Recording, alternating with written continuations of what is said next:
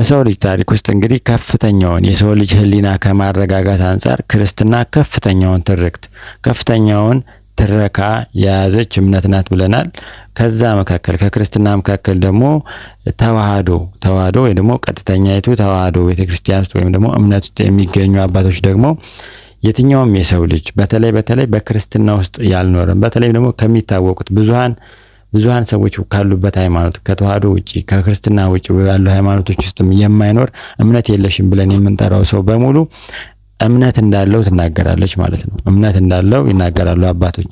ማንኛውም የሰው ልጅ በተለይ በቃ ወደዚህ ዓለም የመጣ ከሴት የተወለደ ከእግዚአብሔር የተፈጠረ ሁሉ እምነት እንዳለው ትናገራለች ማለት ነው። ወይ ደግሞ አባቶች ዘንድ ይታመናል። ይሄም ያሉበት ምክንያት ምንድነው? እንግዲህ ማንኛውም የሰው ልጅ የሚያምነው ነገር አለ በውስጡ።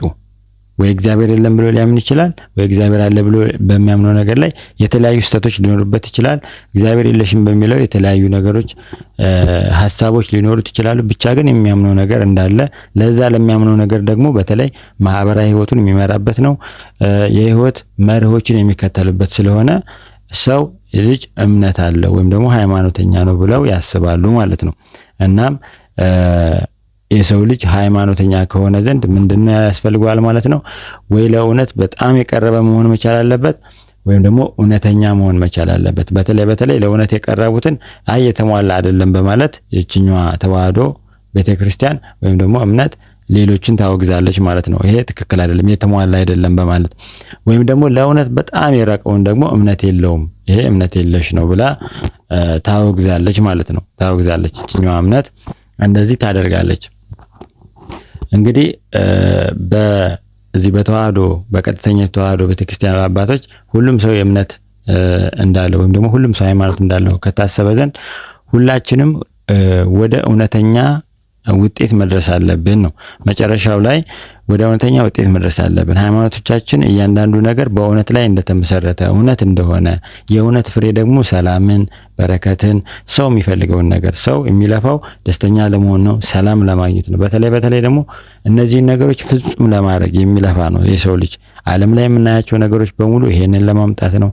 የትኛውም ሃይማኖት የትኛውም ፍልስፍና እነዚህን ነገሮች ለማምጣት የሚተጋ ነውና ወደ እነዚህ የቀረበ ወይም ደግሞ እነዚህን ያገኘ መሆን መቻል አለበት ማለት ነው።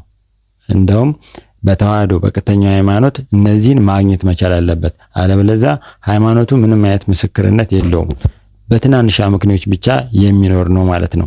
ትናንሽ አመክንዮች ደግሞ የእውነትን ፍሬ አያሳዩም። አንዳንዴ ከምንፈልገው ነገር አንፃር ነው እንጂ ከድክመታችን አንፃር ነው እንጂ አንዳንድ አመክንዮችን የምንሰጠው እውነተኛ ከሆነ አመክንዮ ወይም ደግሞ እውነተኛ ከሆነ ውጤት ተነስተን አይደለም ማለት ነው። ወይም ደግሞ ሳንፈትሽ ነው ማለት ነው። ፈትሸን የምናረጋግጣቸው ነገሮች አይደሉም። ብዙዎቻችን ሃይማኖቶቻችንን ወይም ደግሞ የሃይማኖታችን ፍሬ በትክክል የተረዳን አይደለንም ማለት ነው። የምናምንበት ነገር በእውነት እንደሆነ ወይም ደግሞ የእውነት ውጤት እንዳለው ወይም ደግሞ ውጤቱ የሚታይና የምንመሰክረው መሆን መቻል አለበት። ስለዚህ በተዋህዶ ቤተክርስቲያን ውስጥ ትልቁ ዓላማ ምንድነው? እግዚአብሔርን ማግኘት ነው። ፈጣሪን ማግኘት ነው። ፈጣሪን ካገኘን ዘንድ ደግሞ የእግዚአብሔርን ሐሳብ ደግሞ መረዳት ነው።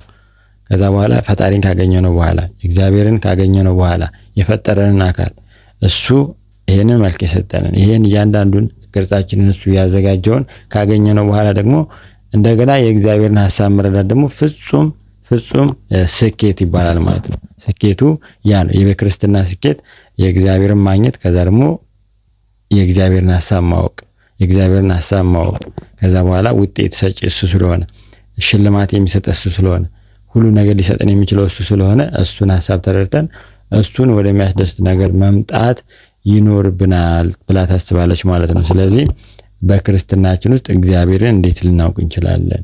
በተዋህዶ በቀጥተኛይቱ በኦርቶዶክስ ተዋህዶ ቤተክርስቲያን ውስጥ እንዴት ነው እውነት ሊገኝ የሚችለው?